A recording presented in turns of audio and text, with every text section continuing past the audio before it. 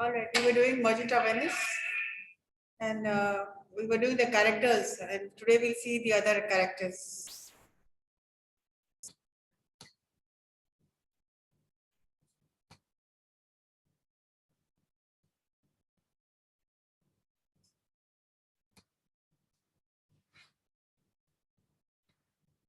In the last class, we were talking about Shylock and how cruel he was.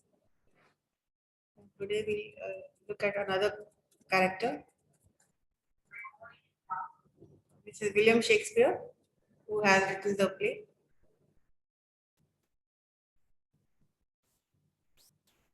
Shylock is a moneylender, a Jewish moneylender, and he is hated by the Christians.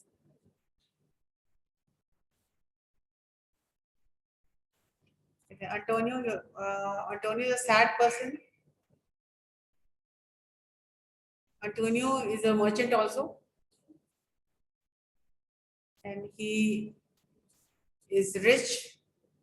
He is not sad in the beginning, before the episode, but then throughout the Merchant of Venice, he remains a sad person. So Antonio has not married, and he is a bachelor, but he is very popular among friends. दोस्तों में के बीच में बहुत popular है. इन्होंने शादी नहीं करी है, और इनके जो दोस्त हैं बसानियो हैं और पोर्शिया है, सब इसको बहुत चाहते हैं, और ग्राटियानो भी है. सारे क्रिश्चियन कम्युनिटी के लोग हैं जो, और इनके दोस्त हैं, और ये सब के सब मिलके शायलॉक को इन लोग पसंद नहीं करते हैं. और शायलॉक को जब भी सड़कों पे देखते हैं, whenever they see Shylock on the streets, they comment on him. और शायलॉक पैसे देता रहता है बसानियों को, जो एक और कैरेक्टर जो है. और उदास इसलिए है कि पूरी पूंजी उसने लगा दी एक जगह, और फिर वापस इसका शिप वापस नहीं आया है, और सुनने में आ रहा है कि उसका शिप कहीं खो गया है, कहीं सिंक हो गया, कहीं डूब गया, और इसलिए वो थोड़ा सा अपसेट है. वो बहुत ज्यादा अपसेट है. और इसने वो गैरेंटर बनता है, बसानियों को शादी करनी है, तो बसानियों इससे पैसे लेता है. पैसे इससे लेता नहीं है, ये पैसा दिलवाता है शायलॉक से, ये गारंटर बन जाता है. और वो एक डील था कि वो शायलॉक जो मनी लेंडर है, जो बहुत ही क्रूएल है, सो ये पैसे देता है उन लोगों को. और ये तो इसका तो पेशा ही है, by profession he is a money lender. और इसी के पास लोग आते हैं पैसे के लिए, बसानियो और अंटोनियो. ये पैसे तो दे देता है, लेकिन बोलता है कि आपसे इंटरेस्ट नहीं लेंगे, आपसे कोई हमको सूद नहीं लेना है, लेकिन एक शर्त है जो आपको पूरा करना पड़ेगा. तो बोला क्या वो शर्त क्या है? तो ये कहता है कि अगर आप 3 महीने के अंदर 3000 ड्यूकेट्स जो करेंसी वहां की, अगर वो आप नहीं लौटाते हैं, तो आपको अपने बॉडी में से 1 पाउंड फ्लैश मैं निकाल लूंगा आपका. तो बसानियो घबरा जाता है कि मुझे शादी वादी नहीं करनी है, मुझे दोस्त के से प्यारा और कुछ नहीं है, तो मुझे कोई शादी नहीं करनी है, और मुझे कोई किसी तरह से भी दोस्त का लाइफ रिस्क नहीं करना है. लेकिन एंटोनियो बोलता है कि पैसे मेरे उतने आ जाएंगे, और मैं 3 महीने के बहुत पहले ही मैं पैसे दे दूंगा. और ये अमीर है, लेकिन उस वक्त उसके पास पैसे नहीं थे, और वो बसानियों को मदद नहीं कर पा रहा है, इसलिए कि सारी की सारी पूंजी वो घिन लगा चुका है. और ये बसानियो एक he is a young man, and he is going to marry Portia जो एक लड़की है जो बेलमोंट में रहती है, जो बहुत ही अमीर है. she is very rich, but her father is very old and sick. के फादर बीमार भी रहते हैं और बहुत बूढ़े भी हैं, और वो बहुत परेशान है. ये लोग बहुत अमीर है, बहुत प्रॉपर्टी इनके पास है. लेकिन बसानियों को ये बात को पता थी और उसके फादर चाहते हैं कि इसकी शादी ऐसे लड़के से करे जो इसके प्रॉपर्टी से नहीं, जबकि इसको उसको इसके लिए शादी करे, ना कि इसके प्रॉपर्टी से। जितने भी लोग आते थे तो प्रॉपर्टी ज्यादा नजर आता था उन लोगों को, और as a father he was always worried कि he wants to give his daughter to somebody who loves her, प्यार करे उससे, उसके पैसे से नहीं। और उन्होंने एक प्लान किया था, 3 बक्से बनवाए थे, कास्केट, 3 बक्से। इनमें एक गोल्ड था, एक गोल्ड का बनाया था, एक सिल्वर का और एक लेड का। लेड समझते हैं ना? लेड, लेड क्या होता है? हम्म, शीशा। अब मुझे पेंसिल के अंदर आता है वो क्या आता है? लेड। तो और उन्होंने ये प्लान करी थी कि जो गोल्ड चुनेगा उसको सिर्फ, जो गोल्ड चुनेगा, और अंदर लिखा हुआ था उसमें कि जो मुझे चुनेगा, मतलब जो गोल्ड चुनेगा वो उसी के पीछे भागता है जो बहुत लोग भागते हैं, जो पैसे के पीछे। जो सिल्वर चुनेगा उसमें, उसके अंदर लिखा हुआ था बस कास्केट के अंदर, बक्से के अंदर, कि जो मुझे चुनेगा उसको वही मिलेगा जितना उस लायक है। वो भी रिजेक्ट हो जाता था। वो जितने वो आते थे गोल्ड चुनते थे, सिल्वर चुनते थे, लड़को तो कोई देखता भी नहीं था। और जो लेट में था उसमें पोर्शिया का पोर्ट्रेट था, तस्वीर थी उसकी, कि जो लेट चुनेगा उससे पोर्शिया की शादी होगी। लेकिन ये 3 में कोई भी लेड को चुनता ही नहीं था। और शर्त ये भी थी कि अगर आप गलत कास्केट चुनते हैं तो आजीवन आप शादी नहीं करेंगे। तो ऐसा होता था जितने भी लोग थे सब, कोई गोल्ड चुन रहा है, कोई सिल्वर चुन रहा है, सभी गोल्ड सिल्वर चुनते थे, और लेड को तो हाथ भी नहीं को लगाना। तो बहुत सारे लोग आए, बहुत राजकुमार आए, बहुत अमीर घराने के लोग आए, लेकिन सब रिजेक्ट हो गए। तो लास्ट में 3 बचे थे। एक प्रिंस ऑफ एरागॉन था, एक प्रिंस ऑफ मोरक्को था, और एक बसानियो बचा। तो इस बीच पोर्शिया बहुत परेशान होती है और अपने मेड सर्वेंट को बोलती है, जो उसकी दोस्त भी है उसकी, ये रही पोर्शिया, ये थोड़ी अपसेट हो रही है कि लगता है कि मेरी शादी कभी होगी ही नहीं, मतलब ऐसी शर्त है और कोई सही कास्केट चूज नहीं कर पा रहा है। तो ये अपनी दोस्त को बताती है, ये दोस्त उसकी है, ये उसकी मेड सर्वेंट है, नेरिसा जो है ये उसकी मेड सर्वेंट है, लेकिन उसकी दोस्त भी है, दोनों एक ही उम्र की है। तो ये बोलती है कि चिंता मत करो, अभी एक एक उम्मीद है। बसानियों को देख करके बोलती है, बोली ये लड़का तो पहले भी आ चुका है और ये अच्छा लड़का लगता है कि अच्छा लड़का है, तो अभी उम्मीद है एक, शायद वो सही चूज करके। और ये दोनों बात कर रही है कि हो सकता है कि वो सही कास्केट चुने और शादी तुम्हारी हो जाएगी, तुम चिंता मत करो। तो ये बात हो रही थी, और बसानियों और ये बसानियों एंड पोर्शिया है। तो बसानियों क्या करता है, जब देखता है कि जो गोल्ड चूज किया वो भी छट गया, बचे 2, फिर दूसरा बंदा आया वो सिल्वर पे हाथ रखता है, वो भी छट गया था। तो बसानी भी देखता है तो सोचता है कि हम भी निकल लेते हैं, कि अब तो कोई फायदा है नहीं, करके सब रिजेक्ट हो गए तो हम कहाँ से सही चूज करेंगे। और वो भी जाने को हो जाता है, लेकिन इसको नरिसा और पोशिया इशारा करती है कि नहीं तुम उसको चूज करके देखो। इन लोग को खुद नहीं पता है कि अंदर में क्या है। लोग आते थे, खोल के देखते थे और चले जाते थे, और किसी को कुछ पता नहीं था कि उसमें क्या है, क्या देख रहा, लोग क्या देख, लोग रुकते हुए चले जाते थे। तो एक ही बचा था, तो उन लोगों ने कहा कि इसको चूज करो, इशारा कर दिया लोगों ने, और बसानियों ने उस कास्केट को चूज किया और उसकी शादी वहीं पे, अंदर में था पोशिया की तस्वीर, और उसकी शादी फिक्स हो गई। मतलब उसी वक्त एंगेजमेंट हो गया। तो जहाँ पोर्शिया और बसानियो इनकी फिक्स्ड हो गई मैरिज, तो बसानियो जब आता था बेलमोंट मिलने पोर्शिया से, तो उसका एक दोस्त भी आता था जिसका नाम था ग्राटियानो।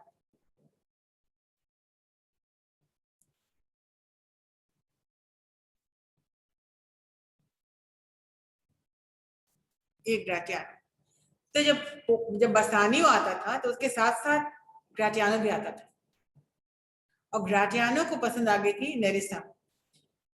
तो दो पैर बन गए, पोर्शिया बसानियो और ग्राटियानो, ये जो देख रहे हैं आप पीछे।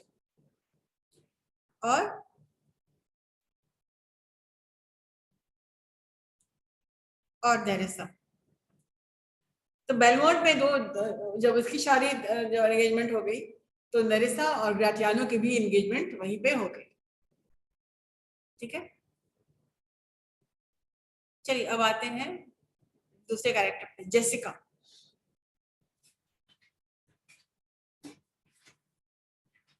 अब जेसिका कौन है? Jessica is the daughter of Shylock. Jessica, she is the daughter of Shylock, वो मनी लेंडर जो कि बहुत क्रूएल था। तो ये बहुत परेशान है और अपने फादर से परेशान। भूल गए। She is very beautiful, charming है, इंटेलिजेंट है, और इसका पोएटिक नेचर है, मतलब पोएट्री वगैरह बोलती है, करती है। तो ये बहुत ही इंटेलिजेंट लड़की है, और ये भी जूइश है, और इसकी जान पहचान एक लड़के से है जो कि क्रिश्चियन है। तो ये तीसरा पैर बन रहा है लॉरेंजो, जेसिका और लॉरेंजो।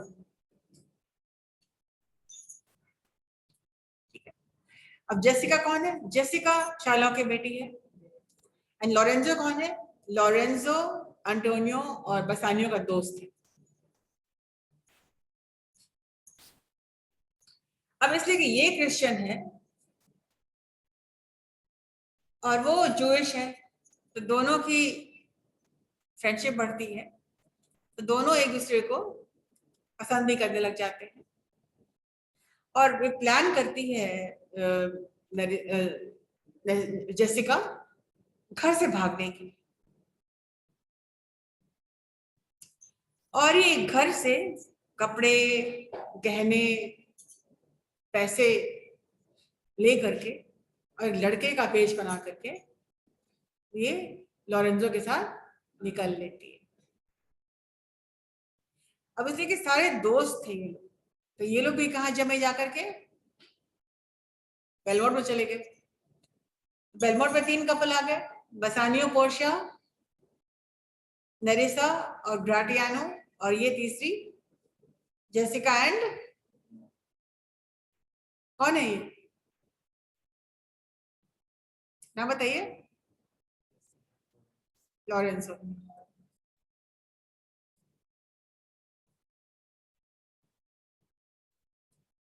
अब जब लेड कास्केट पसंद आ गया, चूज किया बसानियो, तो बसानियो और पोर्शिया की वहीं पर एंगेजमेंट हो गई। ठीक है, आप देख रहे हैं, और वहीं पर हो गई नेरिसा और ग्राटियानो की भी एंगेजमेंट।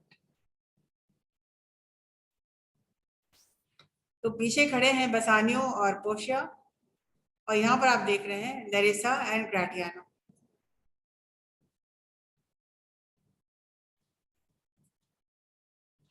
अब Gratiano is a friend of Bassanio, a very talkative and witty man. एक जैसे फिल्म में कॉमेडियन एक होता है ना, कॉमेडी करता है, हंसाता है सबको, तो वही रोल ग्राटियानो का है मर्चेंट ऑफ वेनिस में। बहुत बात करता है, टॉकेटिव है, और सबको हंसता हंसाता हंसाता रहता है।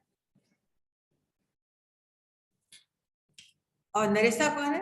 नरेसा वेटिंग मेड है, मतलब उसकी मेड सर्वेंट है पोर्शिया की, but more of a companion than a maid servant. लेकिन मेड सर्वेंट कम थी और उसकी कंपेनियन ज्यादा थी, साथ साथ रहती थी उसके, और उसके सारे राज जानती थी।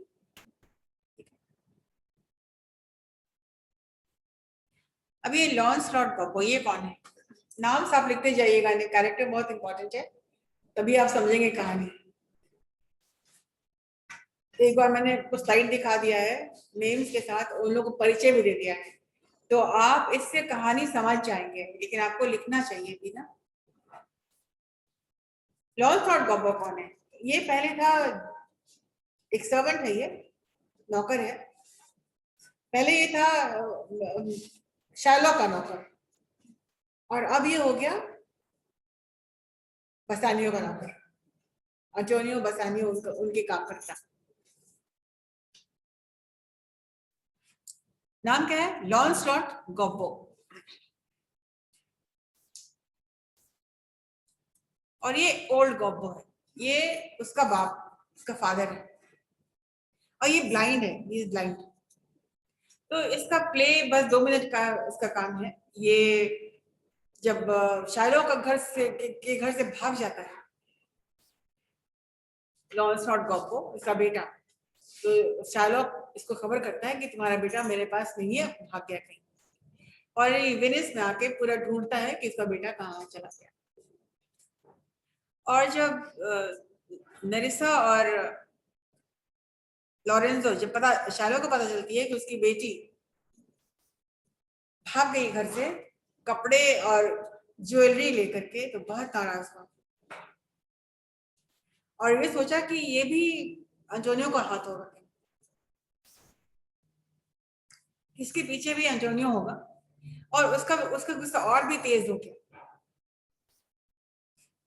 और एक बदले की आग में वो जल रहा था।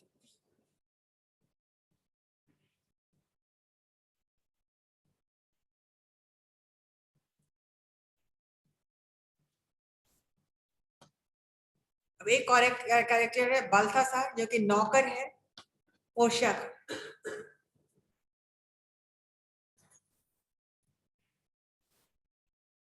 तो वो उसका मैसेंजर है, उसका नौकर भी है, दूत उसका है, कुछ कुछ काम करवाती है उससे। जैसे लॉयर बनती है, वेश बदलती है, लड़के का वेश बना करके वो लॉयर बन के बचाती है एंटोनियो को। तो इसी के भेष में जाती है, लेकिन लॉयर बन के जाती है। यहाँ देखिए लॉयर बन के वो जाती है और किस तरह से बचाती है एंटोनियो को, इसलिए कि वो उसका शिप डूब डूब गया था और वो पैसे नहीं दे पा रहा था। 3 मंथ्स हो चुके थे और पैसे देने की अवधि जो थी महीने के अंदर थी, और पैसे ये नहीं दे पाया, इसलिए कि उसका शिप वापस नहीं आया था, कहीं खो गया था शिप उसका। और कल को इसकी पेशी होने वाली थी कोर्ट में, और जब डील के अनुसार उसको अपने बॉडी से 1 पाउंड फ्लेश देना पड़ेगा। तो ये सोच के एंटोनियो शुरू से ही उदास था कि पता नहीं मेरी जिंदगी का क्या हो। तो तब ये भेष बना के आती है और एंटोनियो को बचा लेती है।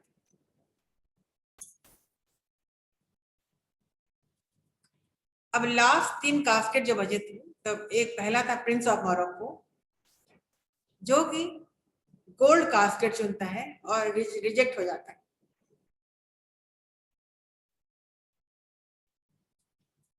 फिर प्रिंस ऑफ एरागॉन आता है, जो जो 3 जो बंदे बचे थे, तो ये भी सिल्वर चुनता है और ये भी रिजेक्ट हो जाता है।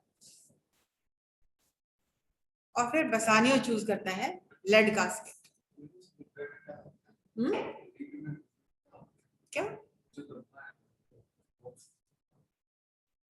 इस बॉक्स में, उस बॉक्स में पर्चे लिखे हुए थे।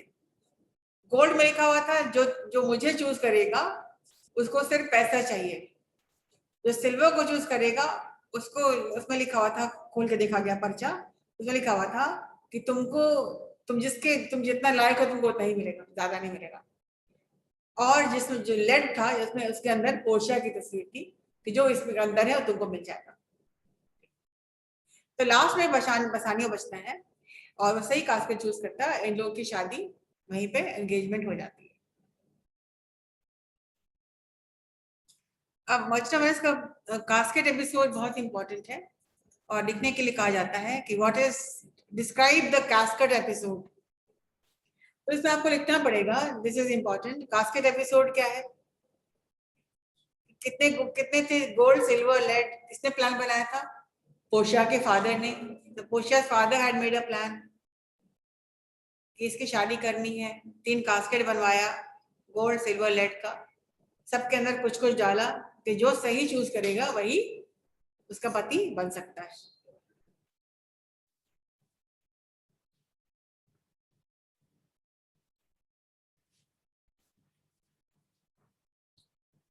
फिर आता है कोर्ट सीन।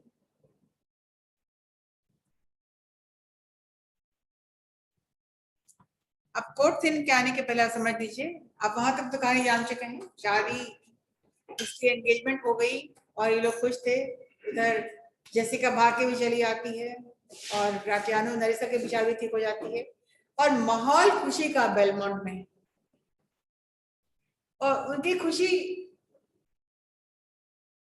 वहां खत्म हो जाती है जब अंटोनियो चिट्ठी भेजता है, गुड बाय लेटर भेजता है कि अब तो पैसे का इंतजाम नहीं हो पाया है और मैं गुड बाय बोलने के लिए लेटर भेज रहा हूँ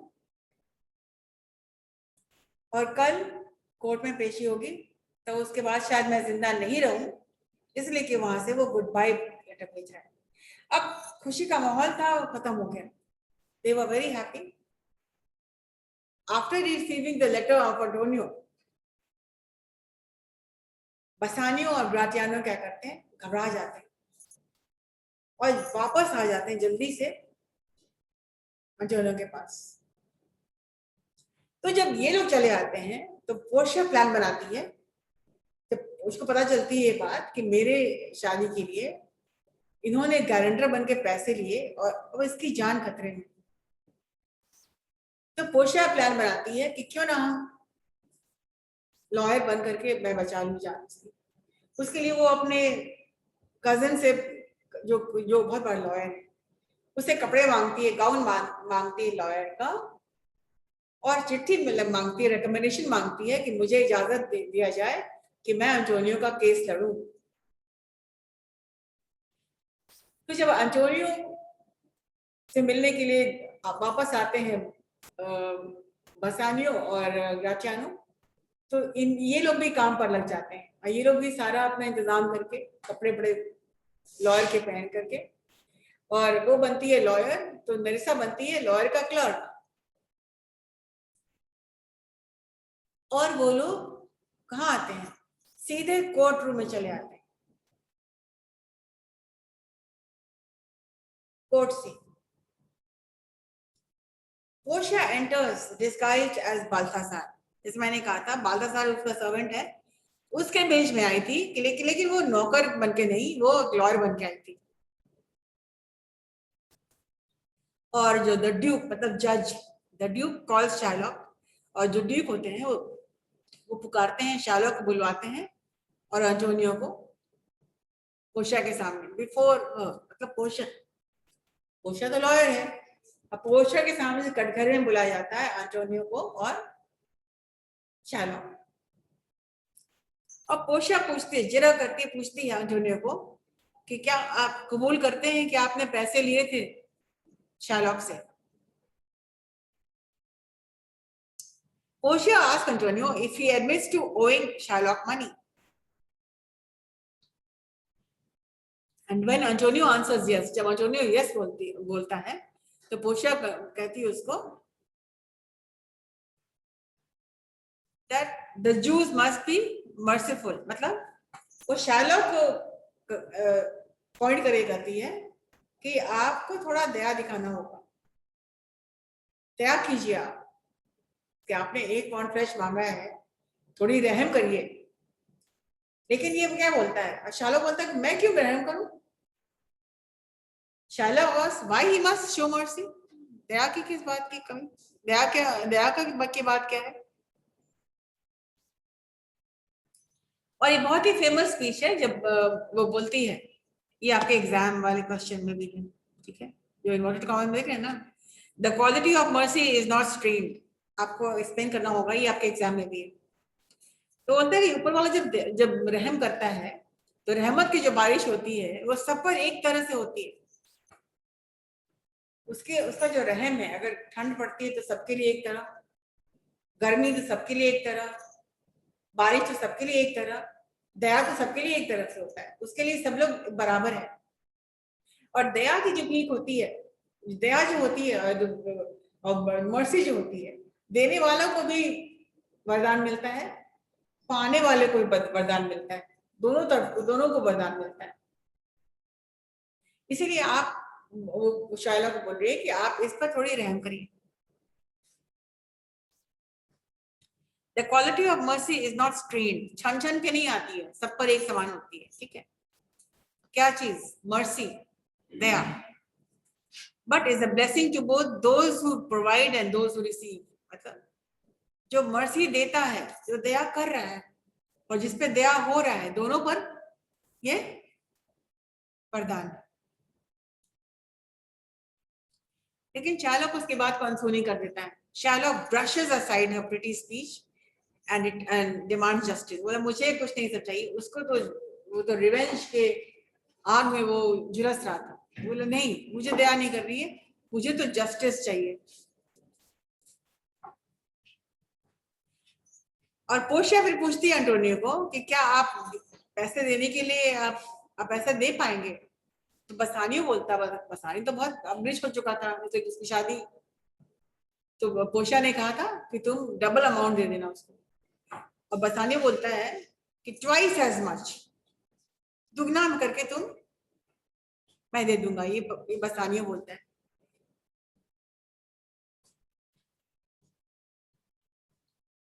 और फिर जो जज होता है, द ड्यूक होता है, call Shylock and Antonio before. Portia asked Antonio if he admits to owing, ये तो आप पढ़ चुके हैं, रिपीट हो गया ये।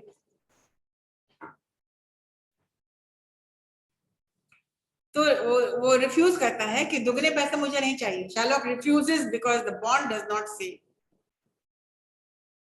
Because the bond did not say कि पैसे आप नहीं दे पाए हैं तो फिर आप बाद में पैसे दे देंगे हम। और जब पोर्शिया बोलती है कि आप डॉक्टर को बुलाइए, सर्जन को बुलाइए, she orders Shylock to have a surgeon on hand, कि आप सर्जन को बुलाइए ताकि ये बंदा जो है कहीं इतना ना खून बह जाए कि मर ही ना जाए। तो शार्लॉक बोलता है कि Shylock refuses because the bond does not say that a surgeon should be there. Bond में वो लिखा हुआ नहीं था कि सर्जन को ही बुलाया जाए। और फिर शार्लॉक जैसे ही काटने वाला होता है एंटोनियो का हार्ट में से एक पाउंड फ्लैश, अभी पोर्शिया सडनली उसको याद दिलाती है कि तुम बॉन्ड बॉन्ड इतनी कर रहे हो, ठीक है, तो बॉन्ड में तो ये भी नहीं लिखा हुआ है कि तुम ब्लड निकाल सको। तुमको सिर्फ फ्रेश चाहिए तो तुमको सिर्फ फ्रेश निकालना है, और एक पाउंड, ना कम ना ज्यादा। तो ध्यान रहे, तुम अपना कलेक्ट कर लो, लेकिन एक कतरा भी नीचे गिरा तो तुम पर खून का, मर्डर का इल्जाम हो जाएगा, फिर तुम्हारी पूरी प्रॉपर्टी भी चली जाएगी। तो तुम सोच लो पहले। वो कहती है शार्लॉक को, तुम जाओ, तुम जो तुमको जो जो डील में था वो तुम करो जाके। She urges Shylock to continue collecting his pound of flesh, but reminds him that if a drop of blood spilled, एक कतरा खून भी गिरेगा, spill करेगा, बहेगा, then he will be guilty of murdering a penitent citizen, and all his land and goods will be confiscated by the state। और सारी property उसकी चली जाएगी स्टेट को। यहाँ पे शार्लॉक केस वापस लेना चाहता है। यहाँ तक करके हम एंड कर रहे हैं। जल्दी से वो सोचता है कि नहीं भाई, उनको पैसे ही दे दीजिए जो मिल जाए हाथ में, और मैं चला जाऊंगा। लेकिन पोर्शिया बोलती नहीं, अब तो तुमको जो चाहिए वही तुमको जो पहले दिया गया था पैसे ले लो। तो तुमने कहा नहीं, डील के अनुसार मैं चलूंगा, तो अब तुम डील के अनुसार ही चलो, और तुम जाओ अपना एक पाउंड फ्लैश निकालो, लेकिन ब्लड नहीं आना चाहिए। आज जब शार्लॉक को पता चलता है कि वो तो केस हार चुका है, but when Shylock finds out that he cannot even take the original 3,000 ducats in place of the pound of flesh, he drops the case। तो पता चलता है ना तो पैसे मिलेंगे और ना वो जीत ही पाएगा, तो क्या करता है, वो केस को ड्रॉप कर देता है। चलिए आज इतने ही रखते हैं।